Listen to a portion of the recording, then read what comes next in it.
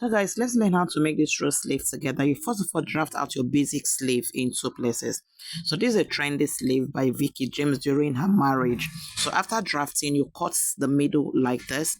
You spread it on your fabric and place it on an angle. And then you notch both ends as you can see her do and cut out. You fold it this way on an angle, measure about 8 inches and sew from that 8 inches downward triangularly. You notched and then you turn it inside out. Voila! This is what it looks like. You use the other piece that you cut out as lining to turn the sleeve. And then you give a top stitch, on that area. You open it up and then you sew it this way, ready to be attached to your outfits. I'm gonna try this out. Please try this out and let us see what you came up with. She tacked the middle. All right, this is it.